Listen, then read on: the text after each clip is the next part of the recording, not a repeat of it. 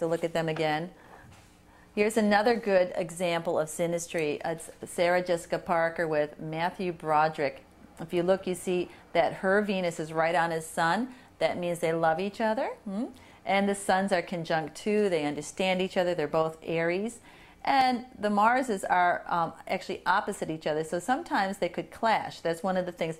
When you look at astrology, relationships, you're always going to find there are a few problems in the relationship. There's always a challenge. That's why you're together in the first place. You know, it's not going to always be easy.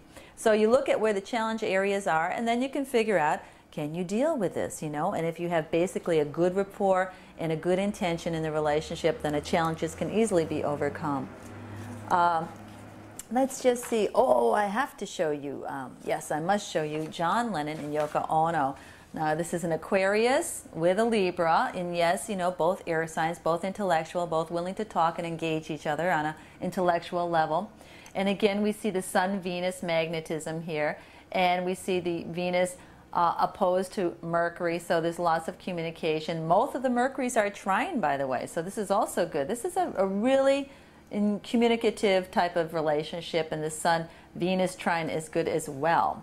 Now, one of the things I want to show you is there's a sacred part of relationships, and it's called a vertex. And let's see, it's John Lennon's vertex on her ascendant, and it's her vertex on his ascendant. Sometimes when you meet somebody, you'll be getting a direction, transit, or progression to your vertex or to your house of partners. I actually had two people come to me that had the same thing that John and Yoko did. They had a lot of challenges in the relationship, but when I saw the vertex ascendant double whammy, I said, you know, you have to get married. You know, you have to go through with this, and they did. And now they're happily married. So yes, astrology can inspire people to actually marry. Here's a little bit of more challenging relationship. It's Whitney Houston and Bobbie Brown. People just don't understand this relationship. Well, let me tell you something. Whitney Houston has her Saturn right on Bobbie Brown's sun, and this means they are karmically tied together, and it's very difficult for her to leave him because she's here to guide him spiritually in this lifetime. They have a Venus-Mars opposition again, which it talks about there could be issues of fidelity, and they have a Mars-Jupiter conjunction, though they can work together pretty well. And they have a Mars-Uranus conjunction. There could be explosive energies here. Let's see, it's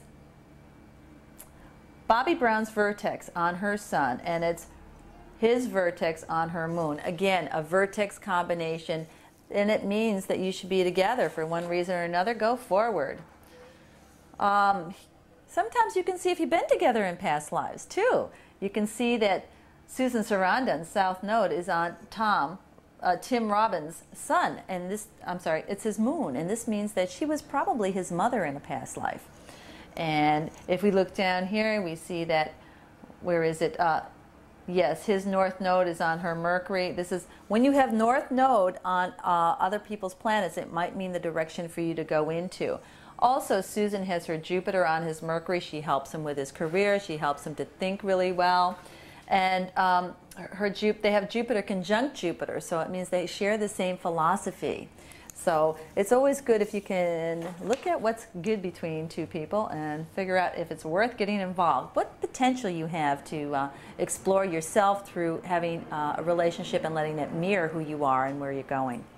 Okay, Gwyneth Paltrow did quite a bit for Brad Pitt. Her Jupiter was on his sun. If somebody has their Jupiter on your sun, it means they can help you out.